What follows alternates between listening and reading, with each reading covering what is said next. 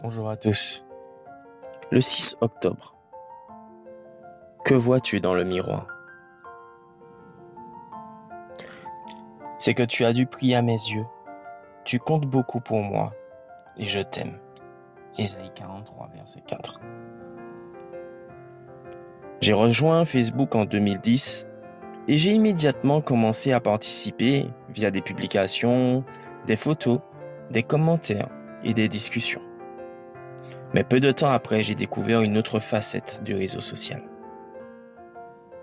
Tout a commencé lorsque j'ai mis à jour ma biographie sur Facebook et ajouté le mot pasteur à mon profil sous occupation.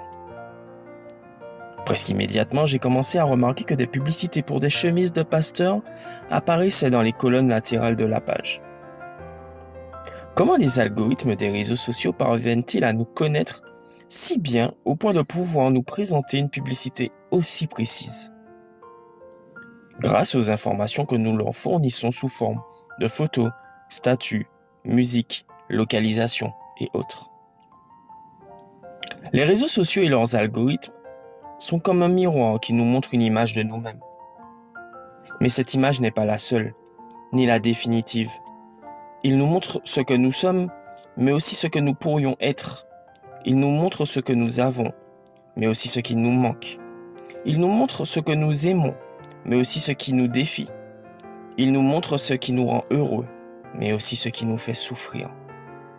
Ce miroir peut être un outil utile pour mieux se connaître, mais il peut être aussi un piège si l'on se laisse emporter par l'illusion que cette image est la seule réalité et qu'il n'y a rien au-delà.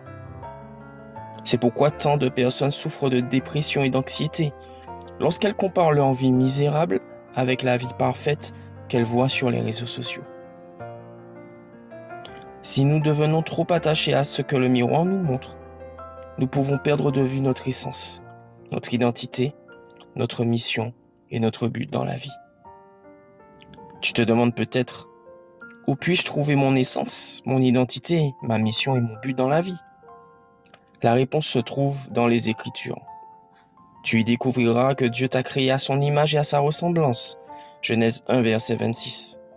Qu'il t'aime et que tu vaux beaucoup pour lui. Ésaïe 43, verset 4. Qu'il a donné son Fils pour te sauver. Jean 3, verset 16.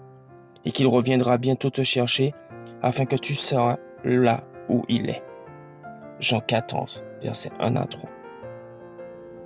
Tu es plus que ce que tu reflètes sur tes réseaux ou tout autre aspect de ta vie. Tu as entre tes mains le pouvoir d'atteindre de grands objectifs et d'être ce que Dieu veut que tu sois. Accepteras-tu le défi? Bonne journée à toi.